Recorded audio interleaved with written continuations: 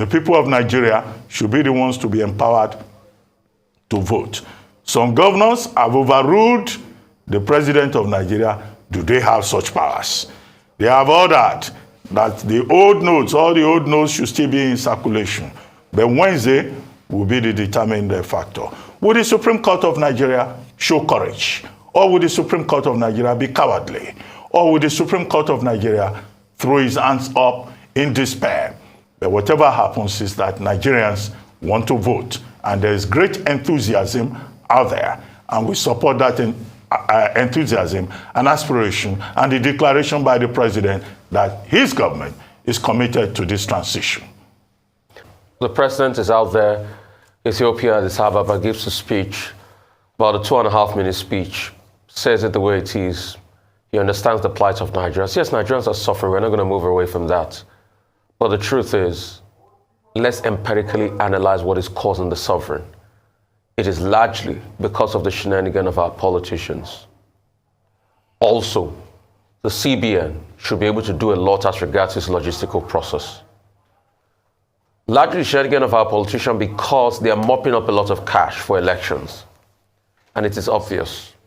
The president named the candidate of his party and said, please vote for him.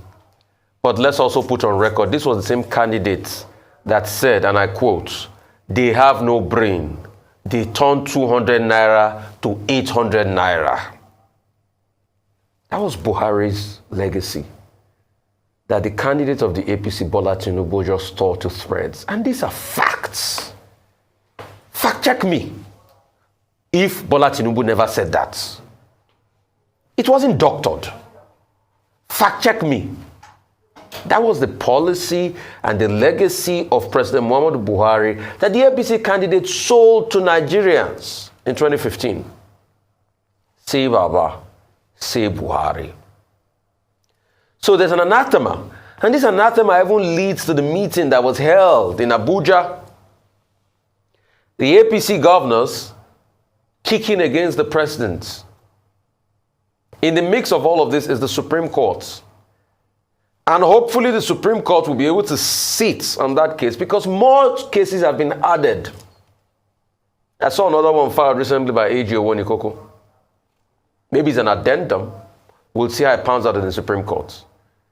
So the president has said all the right things as regards calming the people down. And please calm things down. Everybody's all feeling the bite. But sorry about it, Nigerians.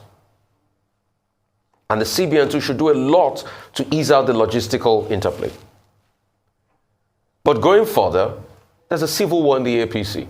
2 factions. You can even see 2 ministers fighting, Keyamo and Fashola, in public interest. Yes, the president might have taken his decision in public interest, but Keyamo is saying no, contempt. And they are going back and forth. These are 2 ministers in one cabinet. So the cabinet itself is divided. Many people in the APC are at loggerheads.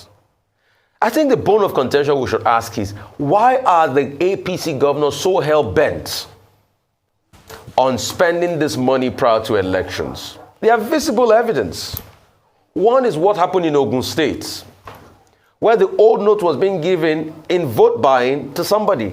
And the next thing they said is, don't worry, they will collect it after the election. The governor will be re-elected. We'll collect it. But that same money on the street has lost its value. And that's why that woman was adamant. And please, Nigerians, be careful what you fall for this political season. And when I even saw the amount of money, so is your 4 years future worth 5,000 naira? That's why you've got to say no to vote buying. Taking it another step further, the other argument people make, I've also heard this argument, is why now?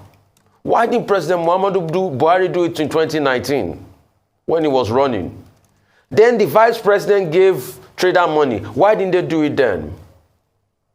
Is there any timeline on doing the right thing, I ask?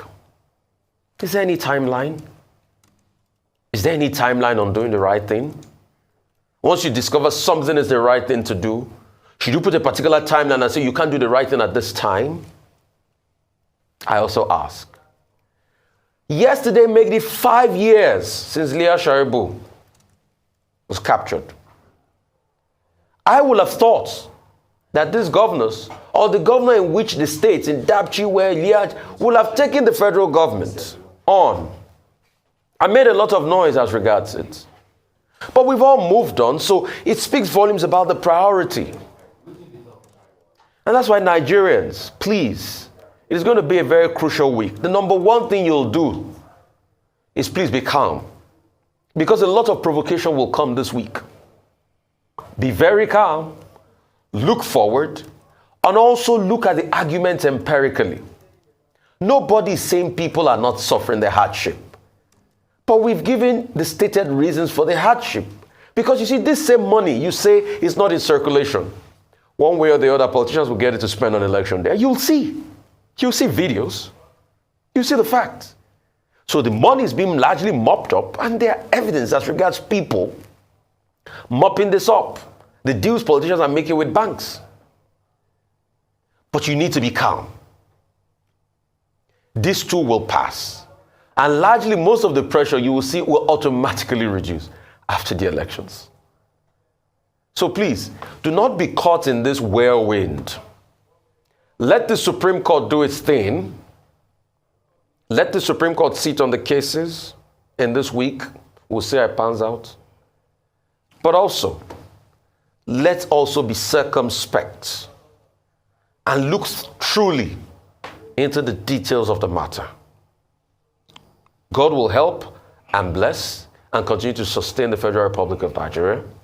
We'll have safe elections this week, and things will be well with our great country. But we need to be circumspect Nigerians.